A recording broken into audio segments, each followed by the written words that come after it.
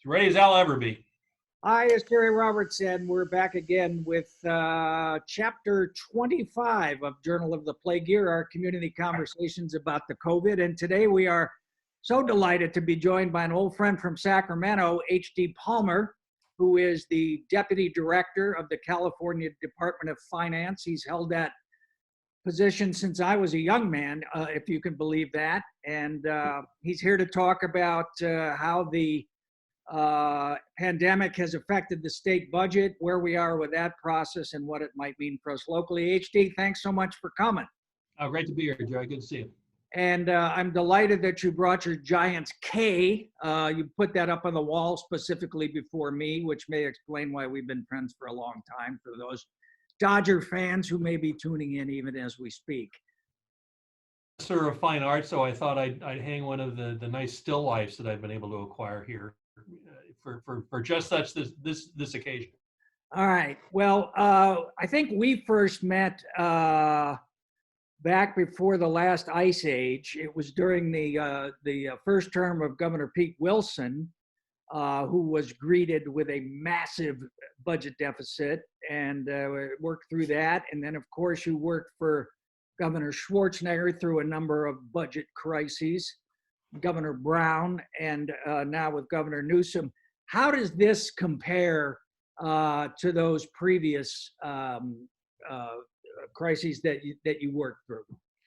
Well, you're absolutely right, Jerry. That we've seen a few of these. When we first were talking about this, to borrow a line from Alan Simpson, it was back when I had more hair and I thought beer was food.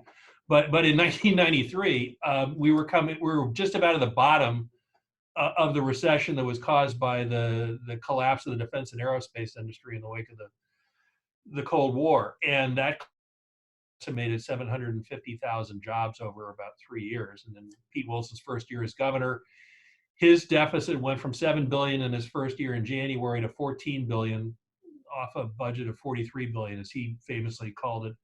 It's like a family losing a third of its income overnight.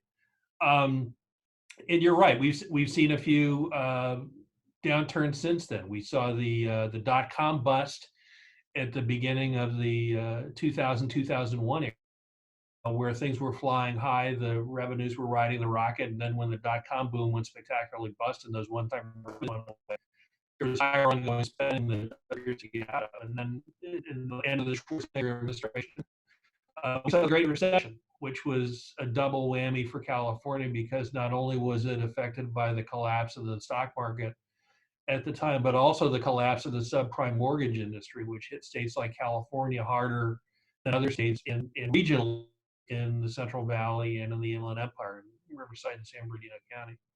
What's different about this time around is the nature of the economic recession. We've been through bad budgets before. We've had to fill big budget gaps before. But if you look at the economics of this, even in the past recessions, whether it was 1991 or 2001 or 2009, even in the worst part of that, people were still going out to eat. People were still going to movies. People were still going to their kids' soccer and baseball games. People were still going to the beach. People were still going to Giants games. People were still doing those normal things. But this time, we've had wholesale sectors of the economy shut down immediately. And that has brought on massive unemployment. We've seen since mid-March about more than 4 million people in this state have filed for unemployment. And just to brain around that number, imagine every man, woman, and child in the city of Los Angeles filed for unemployment. That many and more have filed since the middle of March. So that's different in this go around. And the other thing that has really hit differently this time is that the nature of this recession has really hit those individuals in the lower wage sectors of the economy harder, because you're dealing with things like tourism and entertainment and restaurants and person-to-person services like haircuts and nail salons, things of that sort. Those folks have really been impacted, because in a lot of those situations, you can't telework. So unlike past recessions, this one has been faster, and this one has been broader and more immediate than the ones that we've seen before. All right.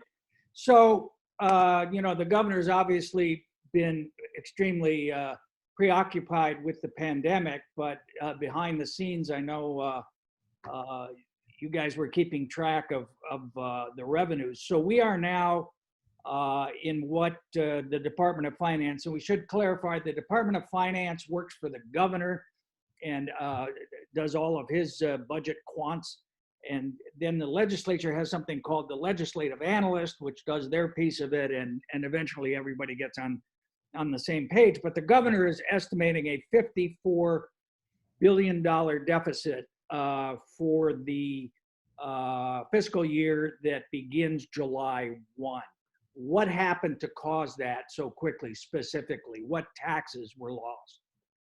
There are two basic components to it, to put it in big chunks. One of them is the revenues are collapsed relative to January. Our revenue forecast has gone down by more than $41 billion. Principally, that's been in the area of personal income tax, but also in sales tax. Because of that immediate shutdown of those wide swaths of the economy, we've had to take our sales tax forecast down dramatically.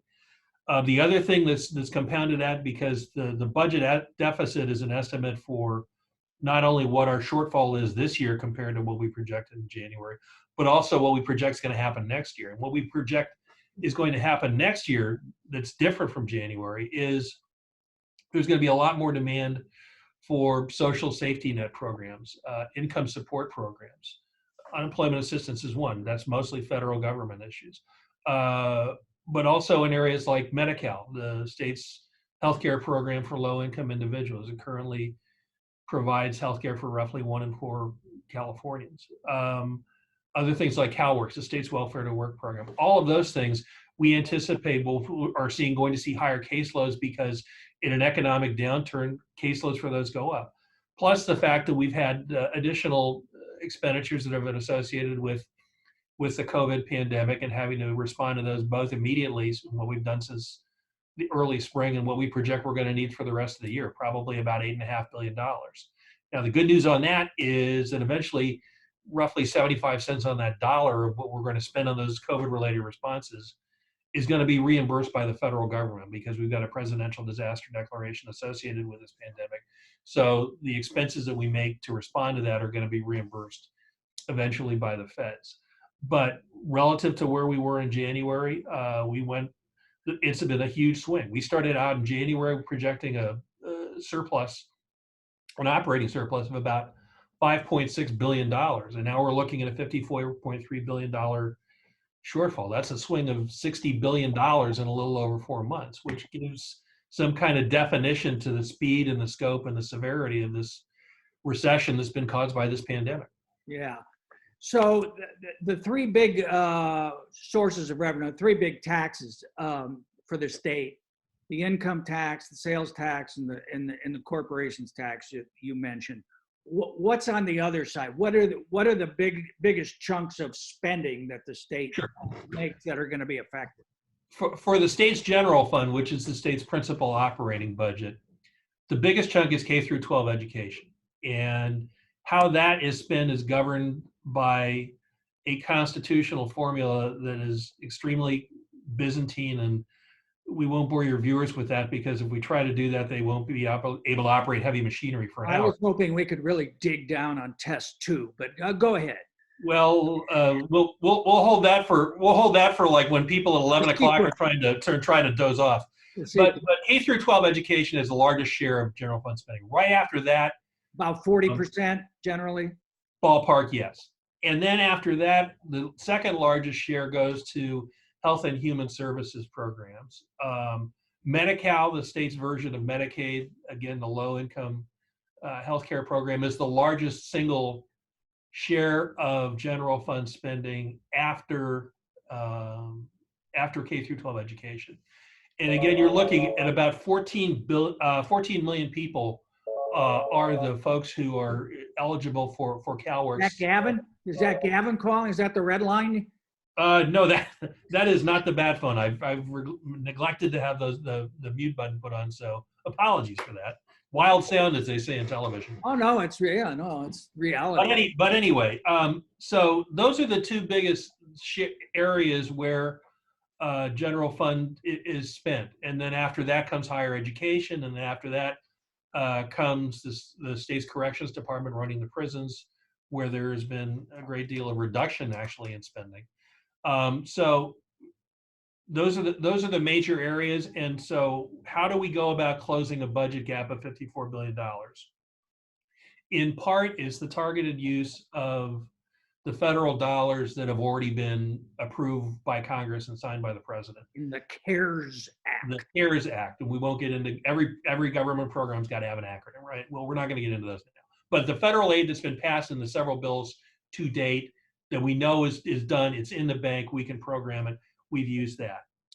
We've also unwound the spending proposals the governor has that he put out in January. A lot of his proposals to expand programs in a variety of areas, he's pulled back, as he said about a month or so ago.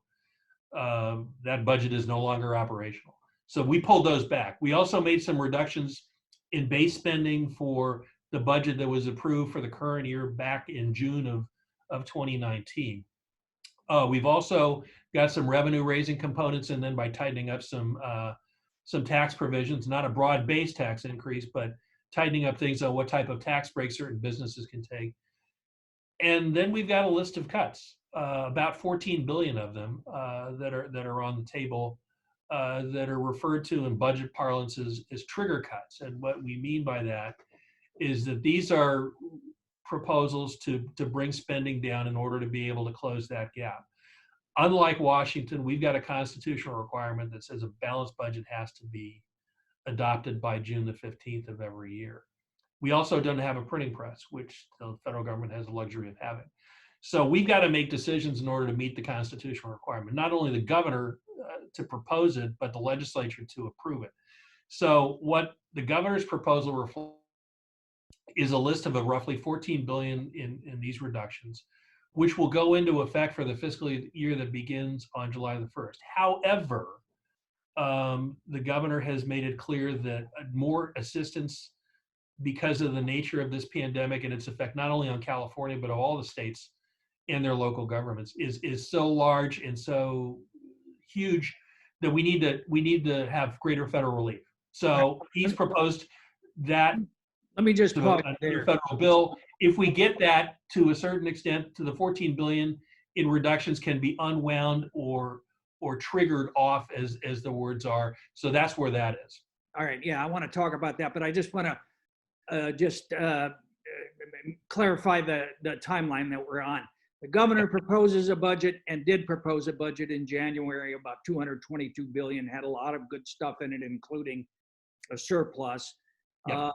Then the legislature started to have committee hearings, and then the pandemic struck. In every year, the governor then comes out in May and says, here's the revision, the May revise, as we like to say, that accounts for changes in revenue. This has been a spectacular May revise that changed everything. So now basically today is May 20th. The legislature has until June 15th, so less than a month, to pass a budget, and then he has until July 1 or 11/59, June 30th to sign a budget to take effect. Mm-hmm. So a lot can happen between now and June 15th, but it looks like that additional federal money that you're talking about is kind of held up, and this is a shock by partisan politics in Washington. Where does that stand? Can you explain that? Well, where things stand now is that the House of Representatives has passed, yet again, another acronym, the HEROES Act, which is roughly $3 trillion in a variety of relief programs. A fairly good amount of it would be assistance for state and local governments who are, like California, confronting substantial and severe shortfalls. It's going to be interesting to see what happens in the Senate. So far, the Senate Majority Leader, Mitch McConnell, has indicated that he isn't exactly warming to this idea, at least to this point. We are assuming that absent that federal money is showing up, those trigger cuts will go into effect effective July the 1st. Now, from a practical standpoint, a lot of those won't go on. By the 4th of July, they won't be in place. The reason is there are certain requirements that, for example, in health and human services programs, there are requirements to notify beneficiaries within 60 or 90 days that there's going to be a change in their benefits. If money comes in later on, there can be payment made kind of to catch up on things. But we have to assume, for the sake of balancing the budget, that we're not going to get that money. We're going to fight like the devil to do it. The governor's already been back working with the congressional delegation, Speaker Pelosi, and his fellow governors to try to get a groundswell of support for that, and it's helped in the House of Representatives so far. But if we are successful in getting additional federal funding, then we have the ability, under what the governor's proposed in the so-called trigger mechanism, to be able to unwind or dial back those reductions based upon the level of federal assistance we may get down the road. But the fact of the matter is, we can't assume that that's going to happen, and therefore that's why we recognize that we've got to make the reductions to close that budget gap. But we're also going to create a mechanism that, if the federal government is in fact going to be a partner with the states and help out with additional resources, that we've got an ability to pull those reductions back and put more money back into the system. All right, Senator McConnell and the President of the United States both have sort of scoffed at the $3 trillion bill that Speaker Pelosi got past the Democratic House, saying it's basically a bailout for blue states. Is that correct? Not from where we're sitting, I'll tell you. If they're saying that states who have managed their fiscal conditions well should be eligible for that assistance, we're at the front of the line. Let's go back to January, when the governor submitted his budget to the legislature before this all happened. We had fully paid off all the past budgetary borrowing, the so-called wall of debt. We had a surplus of about $5.6 billion.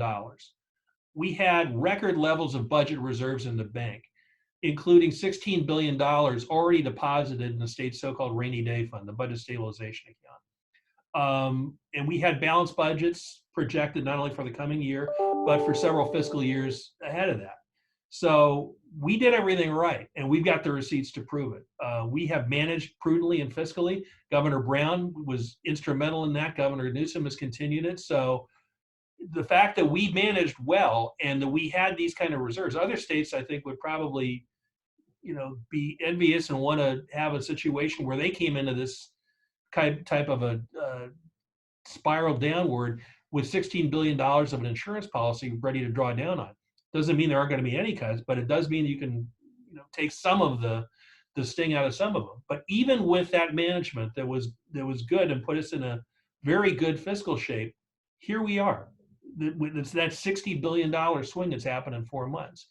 That speaks to the severity of this, even for well-managed states like California. And it speaks to the fact that without additional federal assistance, we're looking at difficult decisions to reduce spending in core functions of state and local government. All right. Say that we don't get the federal extra money and that the trigger cuts go into effect. What is that going to mean for K12 schools, which is a huge issue here, obviously?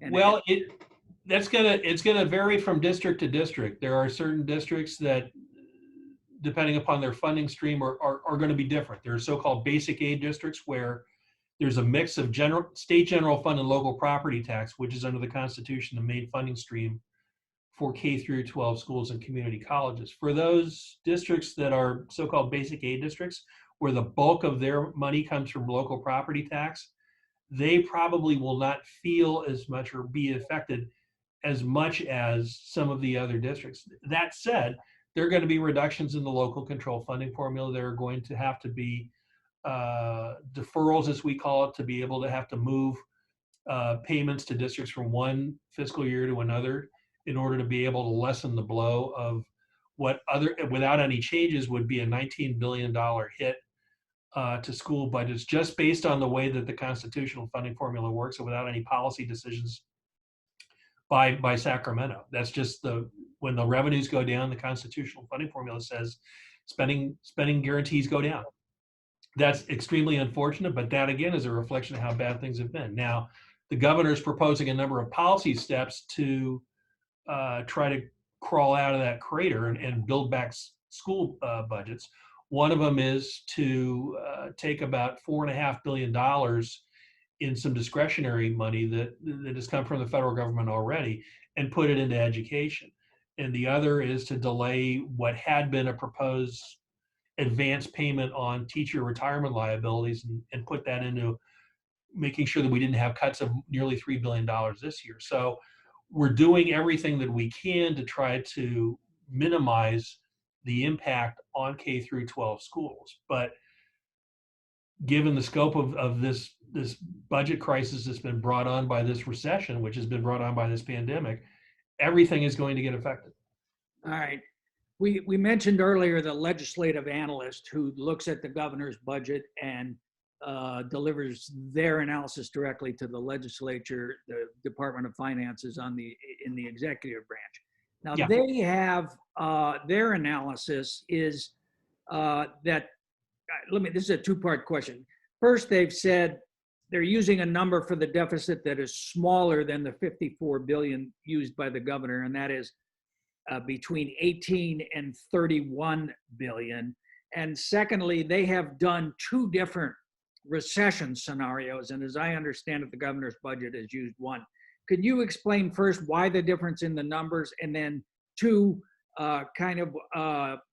just to give us the framework for what the Department of Finance sees as the recession window?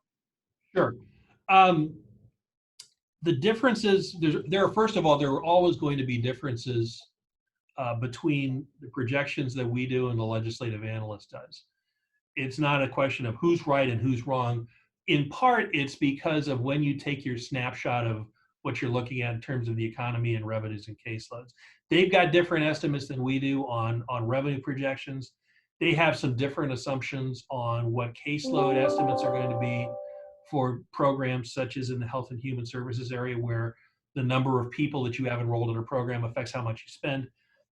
They also kind of, in their calculation, discounted something that the governor said he was already going to discount, which was unwinding those proposals from January. Remember, we said a minute ago, the governor said, January budget, boy, it was great, but we can't do that. I'm unwinding all those proposals. So when we created how big of a problem we've got relative to January, we said, take the January budget and enact it. Do nothing else, but assume that passes. How big's your problem? That's the same way that budget deficits have been measured by administrations, both Republican and Democratic, going back decades. What the legislative analyst did is measured it as what they said was a current services budget. So they, in a sense, discounted the policy proposals that the governor had put on the table in January. So the baseline is that's part explains some of the difference. That either way you slice it, that doesn't mean that there aren't going to be extremely tough cuts to make and votes to make and decisions to make on a policy basis. I don't think anybody came here saying, raise your hand if you want to go after programs that you fought to increase funding for. Governor Newsom certainly did. All right, so there's a big baseline difference. And then what about the recession? What's the difference there in how you guys are looking at the recession?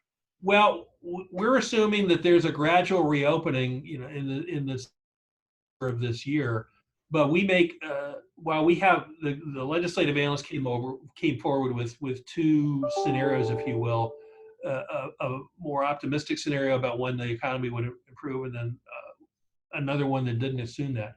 We don't differ from them in that if we don't see a reopening of the economy, and we don't see if we do see a resurgence of the virus in the fall, have said may be possible, then we're going to have to come back, and they're going to have to come back, and we're going to have to remeasure what we think things are going to look like.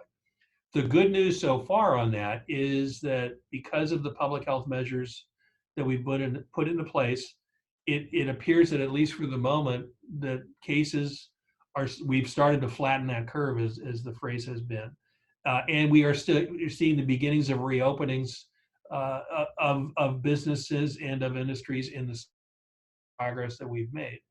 But a lot of that is going to be contingent on what happens with people's behavior and what happens with the virus. All of those things, there's really not a good historical yardstick or an economic yardstick to measure that, because we haven't had an economic recession that's been fueled by a pandemic in our lifetimes. So it's a tough one even for economists to measure. Real quick, a lot of questions about what's going to happen here at UC Santa Barbara, as well as the community college, which I know you have a rooting interest in now. What's the situation? When it's not about to become a Vakira, absolutely I do. Go ahead, St. George. So what's the outlook for community colleges and also for UCs? For UC and for CSU, one of the things that's on that trigger cut list is a 10% reduction in their operating. Community colleges would also face reductions as well. Chancellor Oakley has indicated that he is going to move to probably mostly online operations this fall. CSU has indicated the same thing. We're waiting to see what's going to happen with CSU. But in terms of what's going to happen from a budgetary basis with UC and CSU, certainly that plays into the whole discussion of what happens in Washington, because again, those reductions in their operating budgets of 10% can be unwound or turned back if the federal government decides that they are going to provide additional assistance to states to deal with these kinds of reductions that have to go on the table because of the scope and severity of this recession. So in part, it's going to be a function of, do we see a change in the economy for the better? But more importantly and more immediately, it's going to be whether or not the federal government comes through with additional resources for California and other states that are weathering this recession and having to put these kind of reductions on the table to balance their budgets. If the HEROES Act, if the House passed legislation were miraculously approved as is, do you know how much is in there for California, or how much we would get based on the formulae that are in there? We're still in the process of calculating that. There are changes to the funding formulas, even for what's already been passed about what's eligible and not eligible. We just learned this week that certain things in past bills are now we can use our matching share for disaster costs where we would have had to use state general fund before. Long way of saying we're still working on those numbers because some of the yardsticks about that are changing. But we anticipate that we will receive a significant infusion of additional assistance that would allow us to unwind at least some of the reductions that have had to go to the table. All right. Well, back when Brontosaurus roamed the earth, we used to say that there was never be a budget in Sacramento till the temperature reached 100 degrees. What's the temperature today? Mid 70s. But again, it's not even Memorial Day. So, if you're measuring things by the AccuWeather forecast, there's still plenty of time to get to triple digits. So. All right, brother. Thanks so much. H.D. Palmer checking in from Sacramento about the state of our state budget and how it'll affect us. We'll talk to you again soon. Thanks, man. Thanks, Jerry. Good to be here.